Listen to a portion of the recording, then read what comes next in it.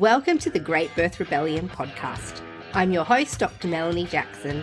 I'm a clinical and research midwife with my PhD, and each episode I cast a critical eye over current maternity care practice by grappling with research and historical knowledge to help you get the best out of your pregnancy, birth, and postpartum journey.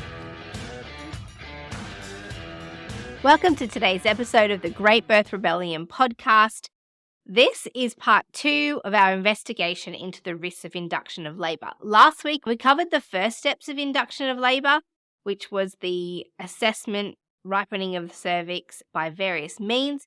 And this week, we're going to look at the next 2 steps, rupturing of the amniotic sac or the membranes, which is called breaking your waters, and use of the artificial IV oxytocin that's used to start your contractions. In order to keep this podcast free to you, the listener, I'd like to thank my sponsor for today's episode, Poppy Child from Pop That Mama. This episode is sponsored by Pop That Mama, and there's something huge to celebrate this week. Poppy has just launched Sonic Rooms, which is 5 immersive tracks for a calmer, stronger inner world while you're giving birth, but also through your time in parenting.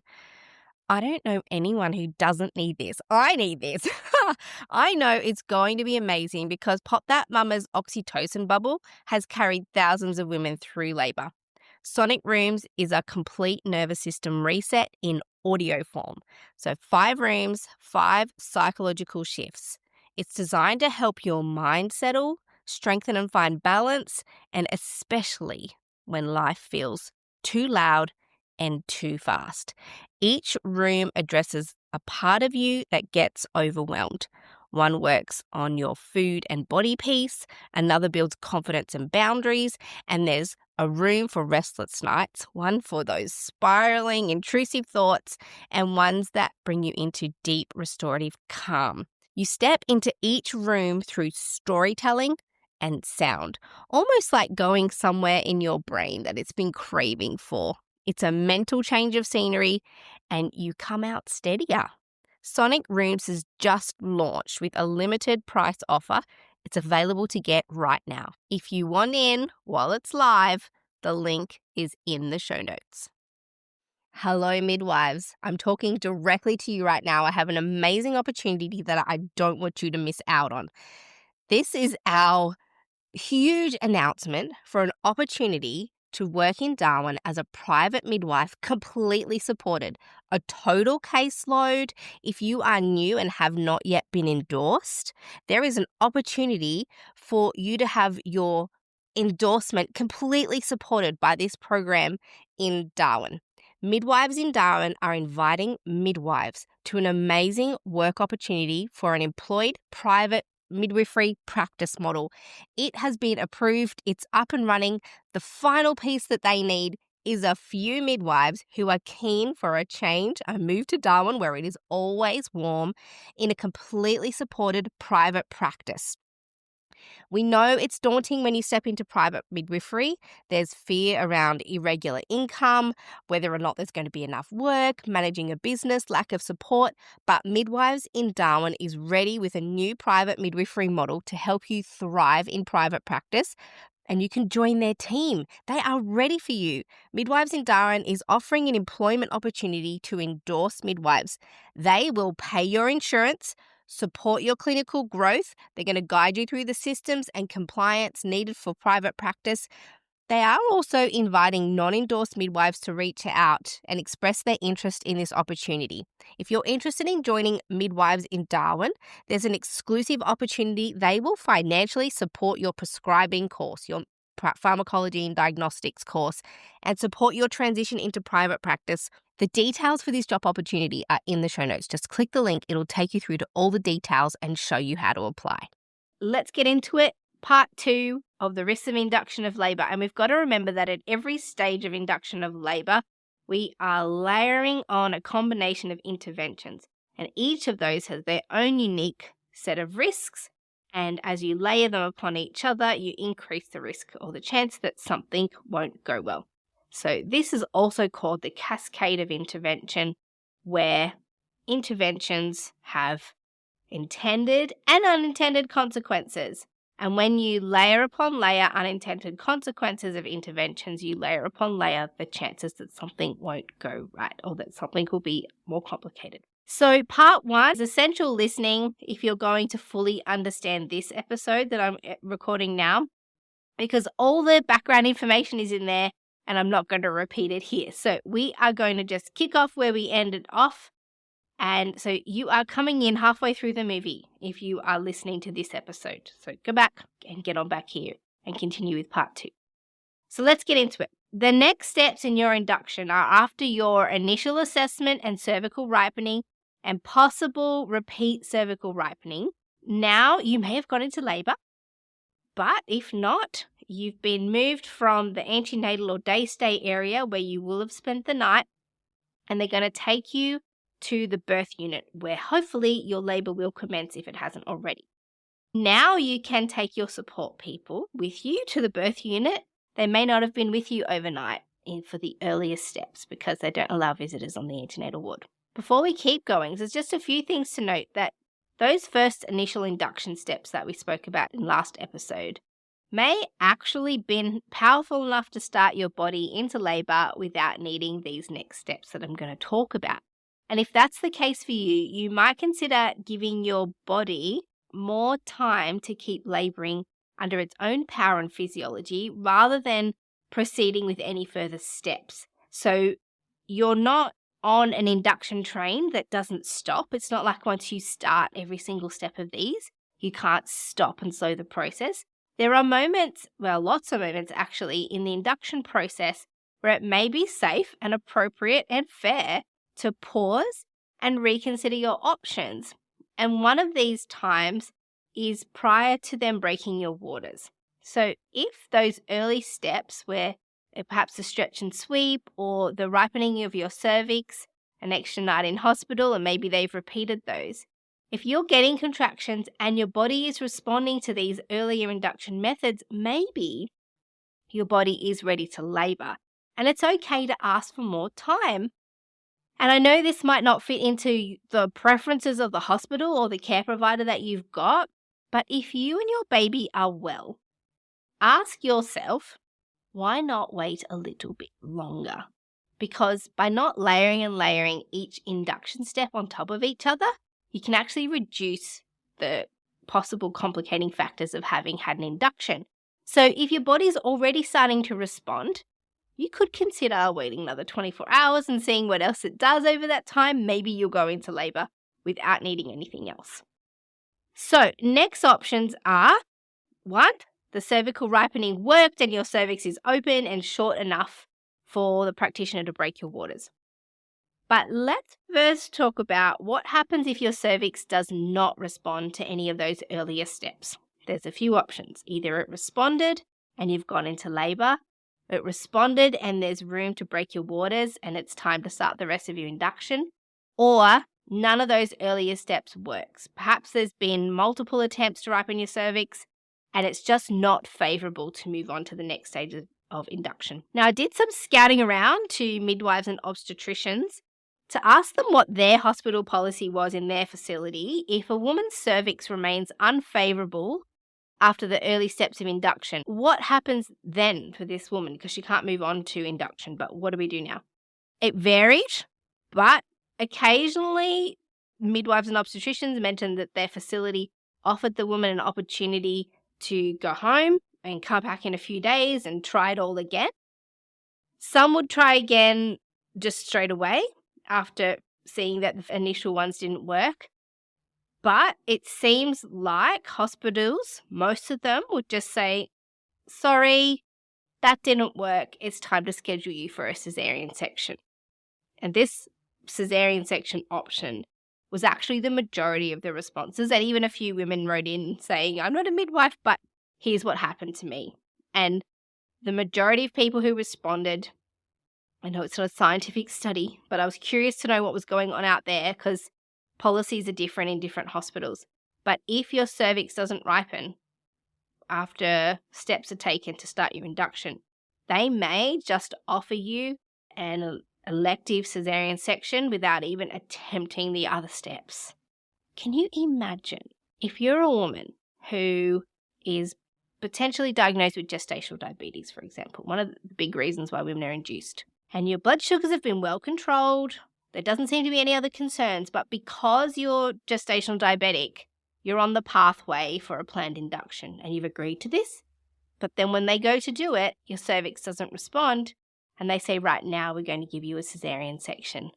This just feels like an unnecessary use of this kind of an intervention of a cesarean section, especially when there's not really anything actually wrong. It's just preventative or an assumed appropriate induction.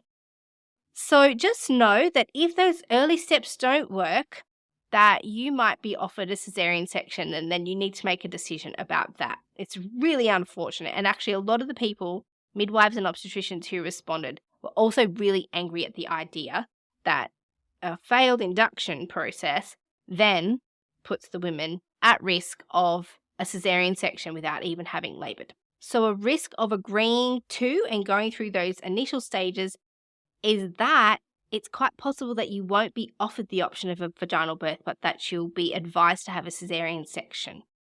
And let's remember, the majority of inductions that are happening are for women who are over 41 weeks, diagnosis of gestational diabetes, and prolonged rupture of membranes.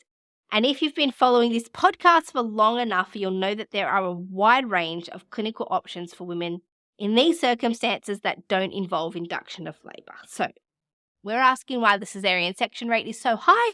I'm going to suggest that the high level of inductions and potentially failed ones are one reason for driving this. Now, the other option available to you if they can't break your waters is to just start your induction with intact membranes. They certainly don't have to be broken for the oxytocin to work. The two are actually fairly unrelated in their activity. And there is actually a lot of research that asks the question, what if we just break women's waters later in the induction process? What if we started the oxytocin drip before breaking the woman's waters? Would this change anything? And it turns out that it's a completely legitimate way to commence an induction, to start oxytocin before breaking the woman's waters. Now, the majority of research suggested that there were no obvious dangers in delaying rupture of membranes. For example, delaying them until after the woman was 4 centimeters dilated or waiting 4 to 8 hours after oxytocin starts to then rupture membranes. The main difference they found was that labour seemed to progress faster in the inductions if the woman's waters were broken artificially or ruptured before the induction started compared to after. So it seems like there's another option than going straight to cesarean section. You could ask to start the oxytocin drip without your waters being broken. Your practitioner might feel nervous about this because there's an old wives' tale about amniotic fluid embolism risk increasing for induction of labour if you don't break the waters. Now, it's true that if you have an induction, there's an increased risk of amniotic fluid embolism. That's true. And theoretically, if you break a woman's waters and there's less amniotic fluid, there's a theoretical reduction in the chance of amniotic fluid embolism. It's very, very rare as it is, but this has not really ever been proven. It's not like we know that there's a correlation, but I think that's probably what is holding people back from considering this option. But if your options are cesarean section or attempting oxytocin drip without rupturing your membranes and the relative risk of an amniotic fluid embolism is very, very small, then this could be something maybe that you could ask your practitioner to consider in your circumstances, because there are risks to cesarean sections too. And so it's not unheard of actually to start oxytocin without rupturing membranes. That is completely possible. And this idea of the amniotic fluid embolism risk, it likely came from this study 2006 by Kramer et al. In Canada, which was a huge study. It was based on 3 million births that showed that having an induction increased a woman's risk of amniotic fluid embolism. The usual chances of this happening is about 6 in 100,000 singleton births. It's more in twins and things. But the study found that this nearly doubled to about 11 in 100,000 births if you're having an induction. So roughly 50% increase in amniotic fluid embolisms. Again, the numbers, if you're induced, 11 in 100,000 inductions.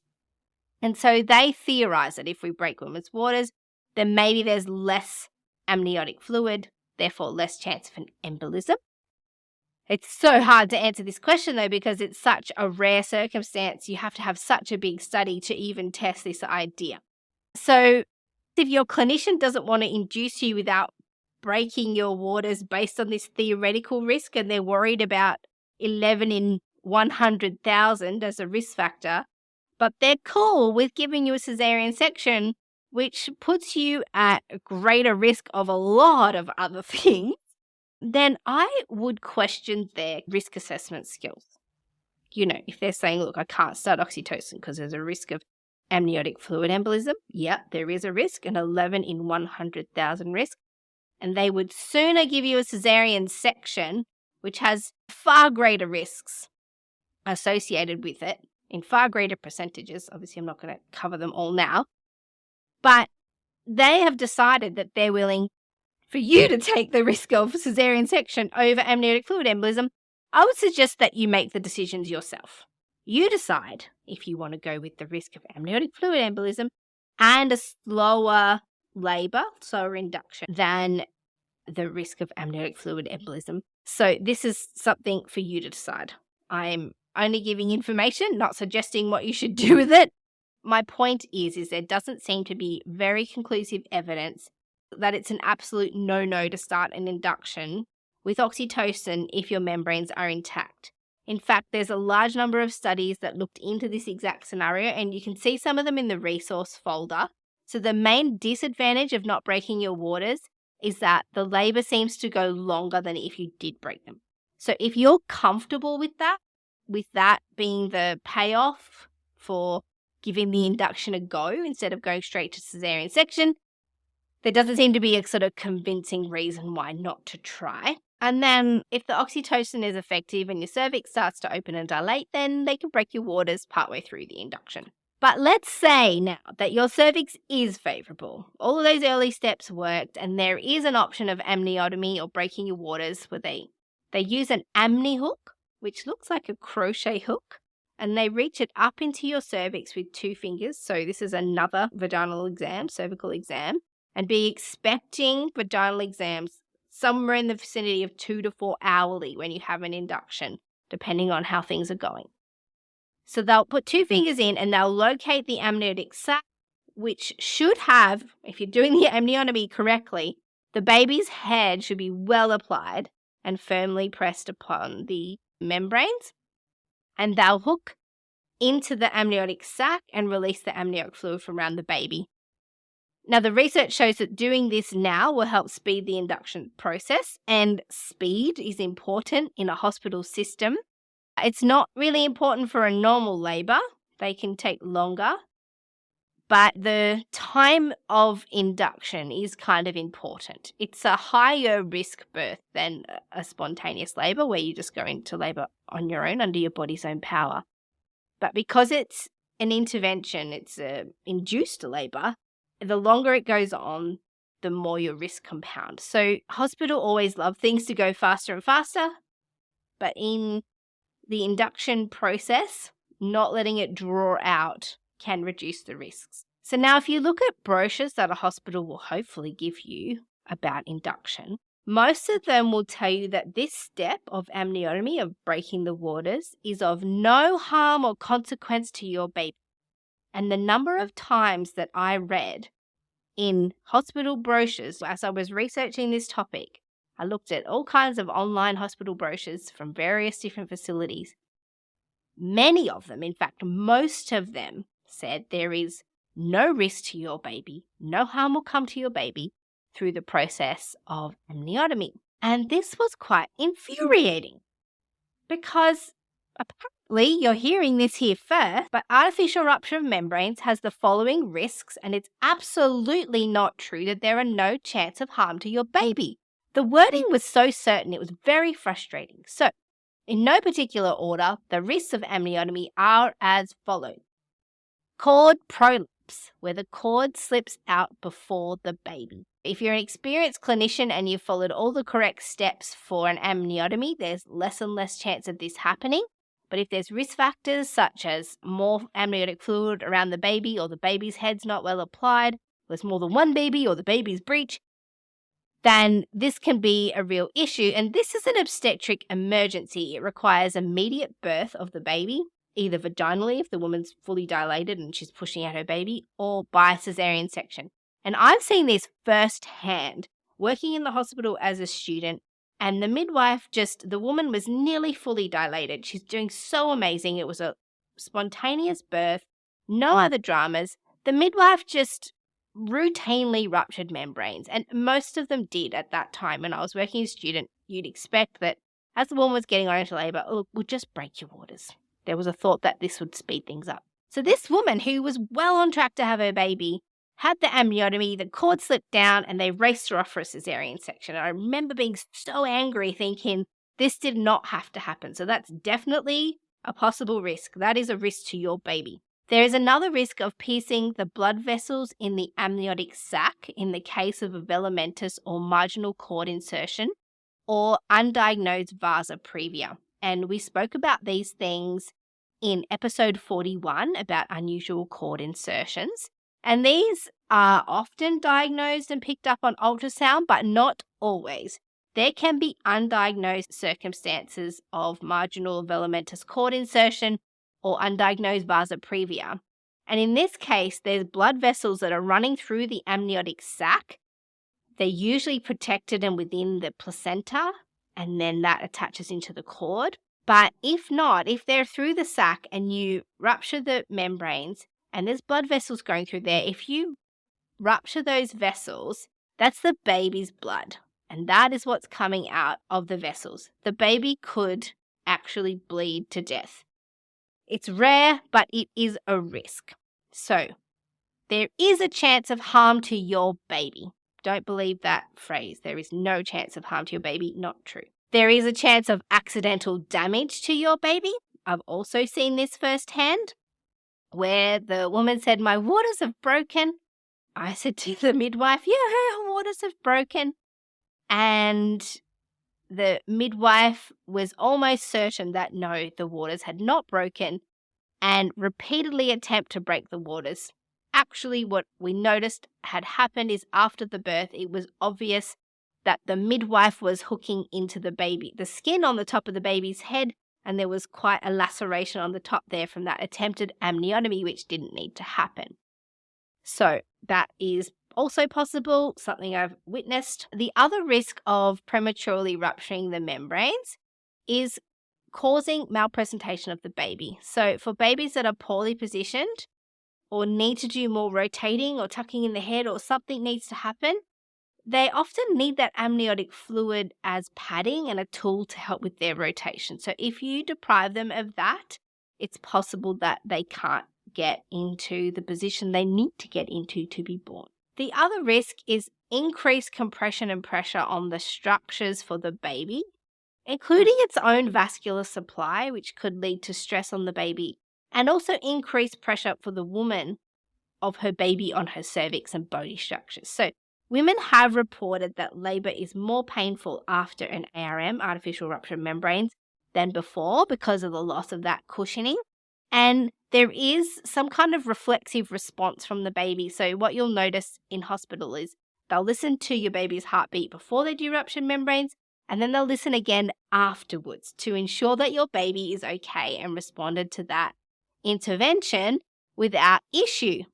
So yes, possibility of harm to your baby. Now, the other thing that happens after you break waters is that you start to exponentially increase the risk of infection for the mother.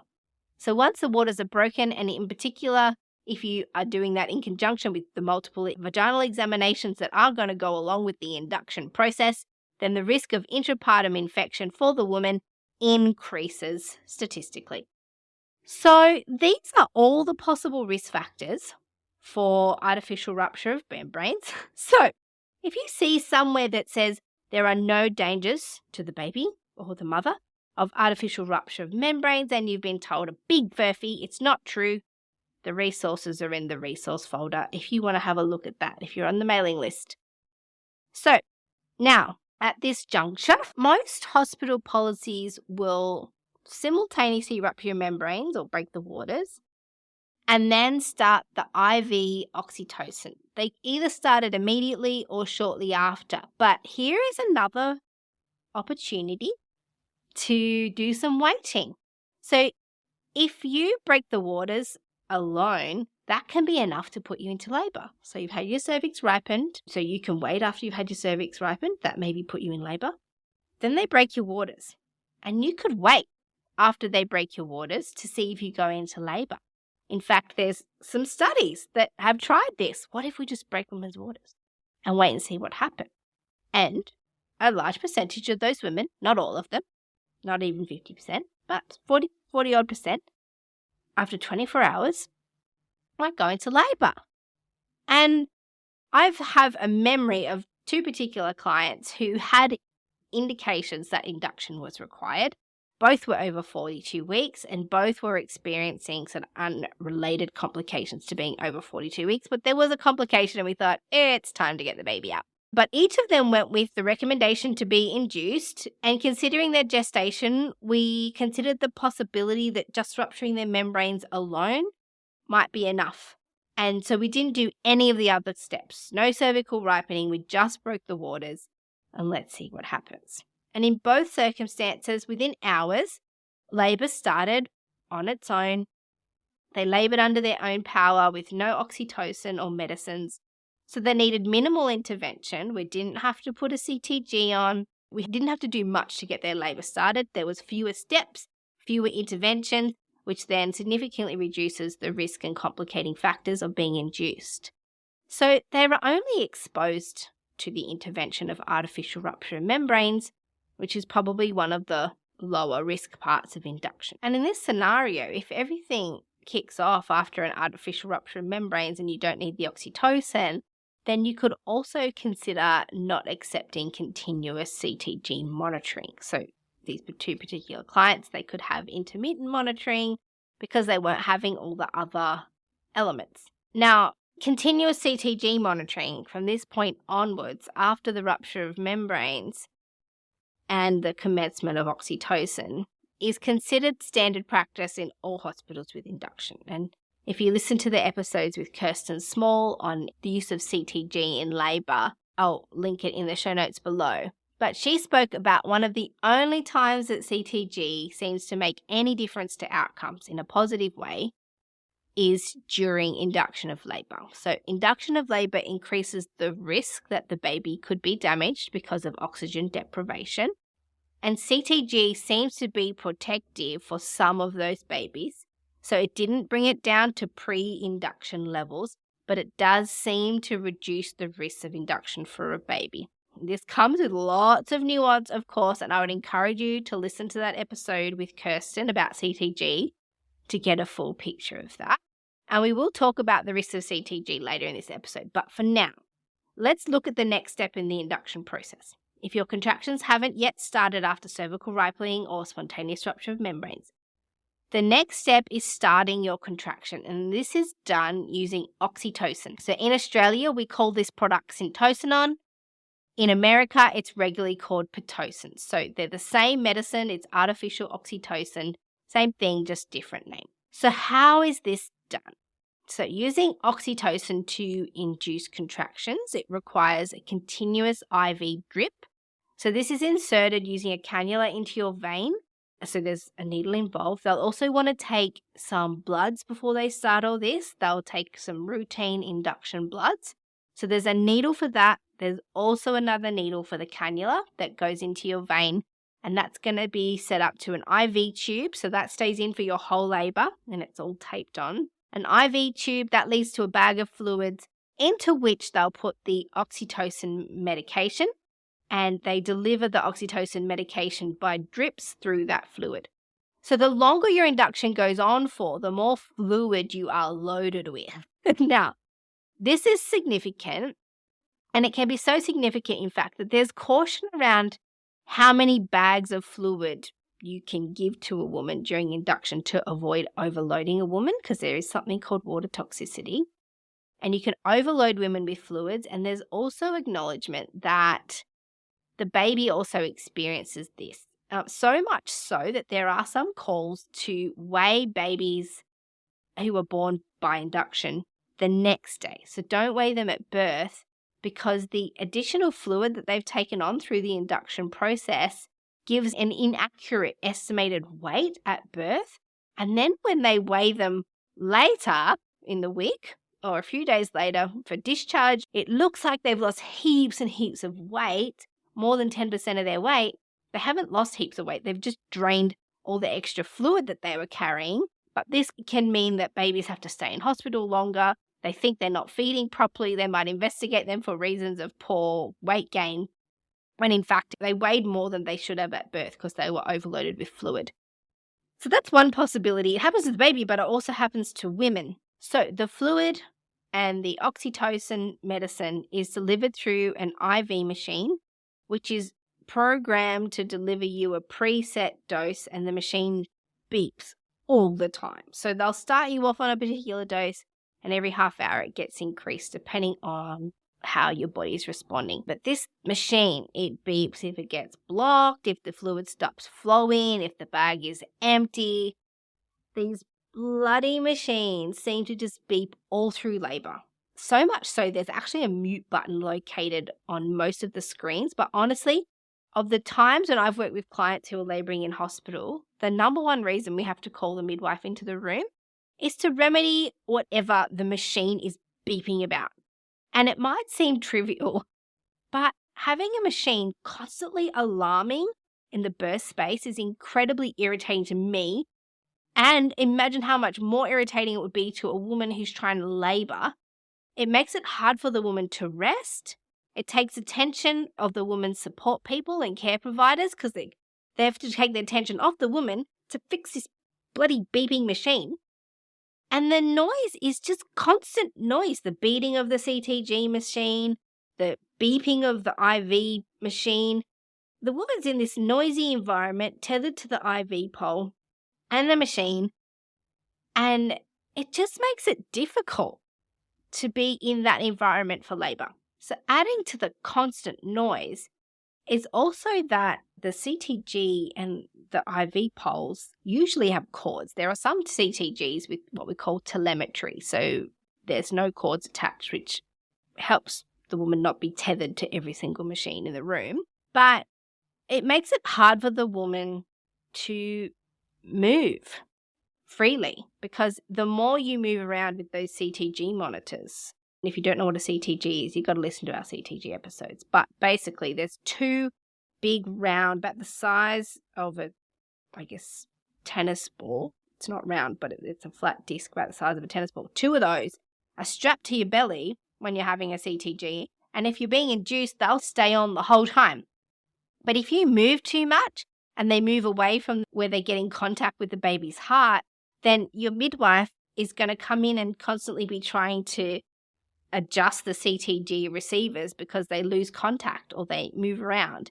And it makes it hard to get a consistent fetal heart rate trace on the baby. Now, in some hospitals, they will remedy poor contact by suggesting to the woman that she accept what's called a fetal scalp electrode, which is a small metal spiral. It's about 3 or 4 millimeters across, and it spirals like a little spring, and it's got a sharp end like a needle, and that's pressed up against the baby's head, and it's spiraled into the baby's scalp, the skin on the baby's scalp, which gives direct contact to the baby, and it can detect the baby's heart rate supposedly more accurately than the CTG monitor on the outside of your belly. Now, some people will describe this as a little clip on the baby's head, but it's not. It's a spiral-shaped needle, and it's anchored into the baby's head. It's coming out of your vagina, and then it's taped to your leg. This is the alternative to the CTG. Alternatively, if you've got a CTG, you might end up just choosing not to move as much to avoid losing contact. So if we're talking about layering of risk factors in this context, the fact that a woman's experience of CTG is usually that it makes it harder to move around and get comfortable. What we already know is that limiting a woman's movement in labor not only reduces the chance of an unassisted vaginal birth, but it also makes it harder for the woman to manage pain and the sensations of labor. So women should feel free and comfortable to move in labor without feeling restricted.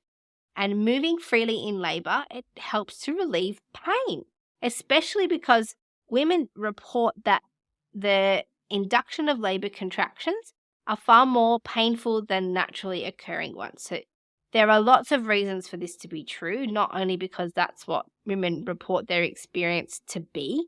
So add to that and less capacity to move freely in labor because of CTG and IV pole. And then you've got yourself a perfect storm where these types of labors can be harder to manage because of these types of restrictions. So one risk of induced labor contractions is that many women describe the contractions as more painful. And it's extra important to be prepared with pain management strategies. This could include moving freely, but we've just learned that CTG and IV pole, this can be harder. You could use water in the shower or a bath. However, many hospitals have a policy that excludes you from accessing water for pain management.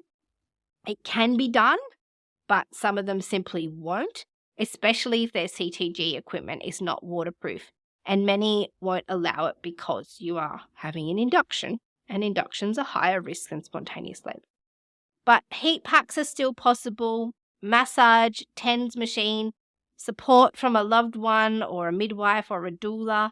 You can use music, hypnobirthing or calm birth techniques, the birth comb, a birth sling.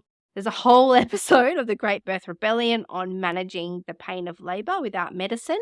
So I'll link that in the show notes as well. But just know that the induced labor contractions are not equivalent to naturally occurring contractions. So if this is your first experience, know that next time it won't be like that if you go into spontaneous labor.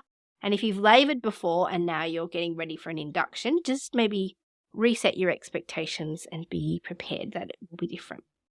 So an additional risk of labor that is induced is that many women experience it to be more painful, and then there's documented evidence that women who have inductions also have higher rates of using an epidural. No surprises there, makes total sense. So while I don't have time to explain all the risks of an epidural, that would take a whole episode in itself to explain all the risks of an epidural. We know that epidurals are an intervention that are not a no-risk option. So if you do have an epidural in addition to your induction, you can stack those risks on top of the ones already inherent in the induction process. So remembering also if you have an epidural, you'll also have a urinary catheter, which again adds to the layering. Every intervention has an intended and unintended consequences. And we also speak about this on the cascade of intervention episode, which is episode 74. So when you have an induction of labor, you are certainly spiraled into the cascade of interventions. So that cascade of intervention episode is great to help you understand the scenario you might be facing when you agree to an induction. So the final step in your induction, step 3, is the creating of contractions. And as I mentioned, this is done through a pump-controlled IV drip, and it gets set to deliver the medication, oxytocin, at a low dose to start. And then every 30 minutes or so, depending on the workplace policy, the dose is increased until the time where you're getting around 3 to 4 contractions in a 10-minute period. Now, the dosage is monitored very closely because it's a delicate balance of giving you enough medication to have effective contractions and then not overdoing it so as to overstimulate your uterus and increase the risk of your baby getting distressed and increase the risk of uterine damage or damage to the placenta. So let's first have a look at the risks of the medications themselves. And I've used some of the medicine inserts for this information. So these information leaflets are in the box of the medicine, of the syntocinon or the pitocin. And actually something new that I learned that I didn't know before is that if you have a latex allergy, syntocinon is contraindicated. I did not know that. So that's not unusual for women to have latex allergies. So there you go. And the other main reason not to use syntocinon is if you've had previous surgery on your uterus or cervix, because oxytocin induction increases the risk of uterine rupture, both with and without a uterine scar, but especially if you have uterine scars. And as I mentioned before, a prolonged induction of labor can cause water toxicity and increased water retention for women and their babies.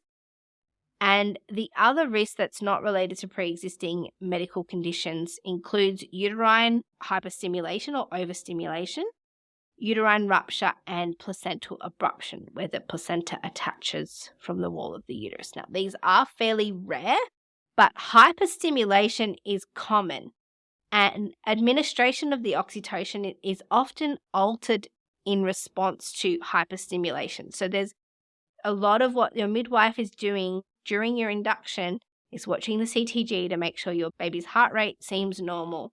They're also closely monitoring how many contractions you're having and the gaps in between and how long they're lasting, because you're at risk of hyperstimulation, of having too many contractions in response to the oxytocin. And we heard in the last episode, too many contractions or too many long contractions without a big enough break leaves your baby deprived of oxygen, because oxygen supply to the baby is interrupted during contractions. That's a normal part of having contractions, is that the babies receive less oxygen. They can cope with that, except when the contractions are lasting too long and they're stronger than they would normally be, than what a baby is designed to tolerate, then it can increase the intensity of induction and reduce oxygen supply to your baby. So hopefully your midwife is watching closely and the CTG is on so they can respond quickly if this happens. And an induction does require intense attention from a care provider. So if you feel like people aren't watching closely enough during your induction, probably because it's a busy day on the ward, then make sure you make some noise about that. Actually demand to have the attention of a care provider. You're in a high-risk situation. So those are some of the risks that are listed on the medicine package, but they're not the only risks. And I've, again, put all of these things in the resource folder for you to have a look at. So let's have a look at the other risks, probably that they won't mention in the medicine package because they're kind of directly related. They're related to the induction process. The process of induction also increases the woman's risk of postpartum hemorrhage, and not just by a little bit. So one study done in 2023 called Induction of Labour and the Risk of Postpartum Hemorrhage in Women with Vaginal Birth. So it's a full text article and it's in the resource folder. This shows that if women are induced, they have a 13.3% chance of postpartum hemorrhage of between 500 and 1,000 mils. So induction PPH rate is 13.3%. compared to spontaneous labour, which in this study carried an 8.6% chance. So there's an approximately 40% increased chance of a minor PPH, postpartum hemorrhage, if you're induced. And there's a similar percentage increase in major postpartum hemorrhage. So if you're induced, you've got a 3.1% chance of a postpartum hemorrhage that's over 1,000 mils, compared to spontaneous labour, which is 1.9%. And this is not including births that happened by caesarean section. This is all births that ended up being vaginal. So caesarean sections usually have higher blood loss. So this is induced labour where the result was vaginal birth. The chances of having a postpartum hemorrhage after induction are approximately 40% higher than if you had spontaneous labour. Another thing that is more likely to occur if you've had an induction of labour is shoulder dystocia. So there's one study where there was 57,000 births. This study called them deliveries. I'm sorry, I didn't change that word. 57,000 births, resulting in 175 cases of shoulder dystocia. Now, of these 175 cases of shoulder dystocia, 73% of women were induced, compared to 27% of these shoulder dystocias were from women who had laboured spontaneously. And these are in women without gestational diabetes, so this study excluded them. So if you're being induced because your doctor is worried about the size of your baby and wants to prevent shoulder dystocia from a large baby, then consider the possibility that induction of labor could cause a shoulder dystocia anyway. So just to go over those stats, of the 175 shoulder dystocia cases from 57,000 births, 73% of the shoulder dystocia cases were for the women who were being induced, with 27% who had laboured spontaneously. Now, there's also a risk to the baby with regards to fetal distress. Now, one of the medication inserts suggested that there was a risk of around, I think it was said 10.8% or 11% risk of fetal distress with a particular medication during induction. But the stats on this are hard to find and they're dependent on so many factors. So I can't give you an exact number, but distress is possible in any labour. But in induced labour, it's often related to the excessive contractions that deprive the baby of oxygen.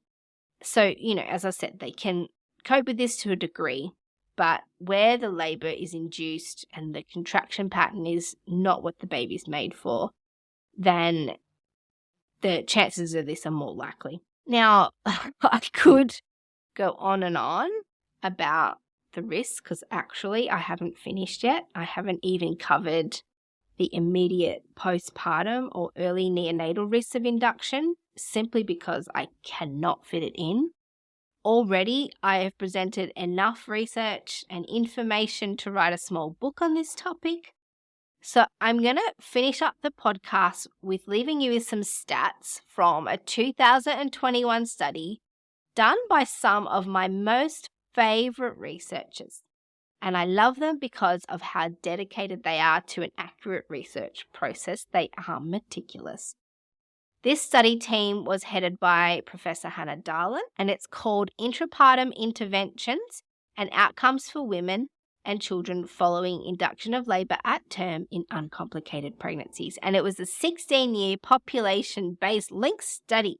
And they found, so of 69,000 women who had an induction of labour for non-medical reasons, there were the following stats. So if you're having your first baby, primate women, with an induction of labour versus spontaneous, so the first stat that I'll say in all of these is if you've had an induction, and the next stat is if you've gone into spontaneous labour. These are the differences in the stats. So for spontaneous vaginal birth, if you've had an induction, your chances of a spontaneous vaginal birth where you don't have a cesarean and the baby is not removed from you via vacuum or forceps is 42.7% if you're having your first baby. If you go into spontaneous labour, it's 62.3%. 42.7% versus 62.3% for spontaneous vaginal birth. If you're a first-time mum having an induction of labour, your chances of instrumental birth, so vacuum or forceps, are 28% versus 23.9% if you've had spontaneous labour. The chances of you having an intrapartum caesarean section, so a caesarean during labour, if you've had an induction of labour as a primip, first-time mum, 29.3% versus 13.8% if you wait for labour to start spontaneously. Use of epidural, if you're a first-time mum having an induction of labour, you are likely to have an epidural 71% of the time versus 41% for spontaneous labour. And this is what we were talking about with the increased pain during induction. There's no surprise why 30% more women would require an epidural. Episiotomy, if you're induced, there's a 41.2% chance that you're going to get an episiotomy versus if you went into spontaneous labour as a first-time mum, 30%. Still way too high, but less than an induction. Postpartum hemorrhage, as we already saw in the earlier studies, the postpartum hemorrhage rate was 2.4%. for primips having an induction versus 1.5%. And there was a similar trend, statistical trend, for women who'd had babies before, except the caesarean section rate was lower for multips if they had an induction than if they went into spontaneous labour. But everything else was higher risk if you're induced. Oh, this has probably been one of the trickiest episodes or series of episodes I've ever had to write for the Great Birth Rebellion podcast. That's because the topic is so nuanced, the interventions are so overused, the decisions about when they're necessary and when they're not necessary are so varied and nuanced as well. So these episodes were not intended to frighten you off induction of labour, just to give you a full picture of the potential consequences and risks of being induced, so that when you're coming up to the chance or opportunity to be induced, you maybe have a bit more information to be able to weigh the risks of staying pregnant or accepting an induction of labour. It's entirely possible that an induction of labour carries less risks in your circumstance than it does to stay pregnant. That's something for you and your clinician to decide. That's not something I can give you an answer to. This is just some statistical information that may help with your decision-making process. So I encourage you to engage with this. This is particularly important for these routine inductions that are now happening for all women diagnosed with gestational diabetes. And we know that gestational diabetes diagnosis is so fraught with inaccuracies. And even women who have normal blood sugar levels all through their pregnancies are being exposed to induction of labour without consideration of how much extra risk these women are being put at. Now, also post-date, so if you're beyond 41 weeks, this is the other reason why induction is routinely recommended for women over 41 weeks. And that's because there's an increased risk of stillbirth. Now, the due dates episode of the Great Birth Rebellion podcast talks about the stats on the risks of post-dates pregnancies, so you can weigh those up against the risk of an induction of labour. And the other reason is if your waters are broken for longer than 24 hours, you could be exposed to induction. Again, we've got a whole episode on those. So if you're in a situation where you need to decide on staying pregnant or being induced, I do hope this has helped with some of the decision-making process. And I encourage you to engage with the resources that are in the resource folder. You can get access to the resource folder through the mailing list and discuss this with your care provider. That has been this week's episode of the Great Birth Rebellion podcast. To get access to the resources for each podcast episode, join the mailing list at melaniethemidwife.com. And to support the work of this podcast, wear the rebellion in the form of clothing and other merch at thegreatbirthrebellion.com. Follow me, Mel, at Melanie the Midwife on socials, and the show at The Great Birth Rebellion. All the details are in the show notes.